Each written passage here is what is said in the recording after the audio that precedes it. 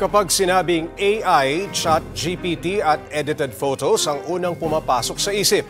Pero wag kayo dahil ang AI ginagamit na rin ng Supreme Court.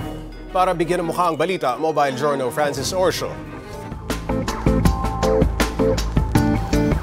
Ngayong mas lumalawak na ang gamit ng Artificial Intelligence o AI, hindi na rin magpapahuli ang Korte Suprema. Sa pamamagitan daw nito, mapapadali na ang proseso sa pagpapaabot ng hustisya. Pero teka, paano? Kapag sinabing justice system sa Pinas, matik na sasabihin ng iba, ang bagal naman. E paano ang ibang kaso ilang taon ang inaabot bago malutas? Kaya para tugunan yan, ang naisip ng Supreme Court, gumamit ng modern technology. Bahagi ang AI ng Strategical Plan for Judicial Innovation for 2022 to 2027. Sa tulong nito, mapapabilis daw ang pagpoproseso ng mga korte sa bansa, pati na rin legal research. The court will put up kiosks in precincts and courts.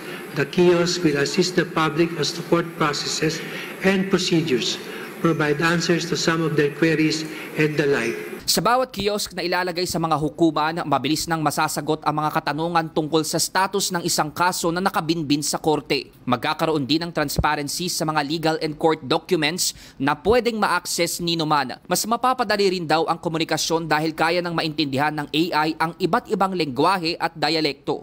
AI-enabled tech will also generate analysis based on words and phrases, including their context, from the previous cases or legal precedents, and predict and suggest possible outcomes for new cases. Sa ngayon, nagsimula nang gumamit ang Korte Suprema ng AI para sa voice and text transcription.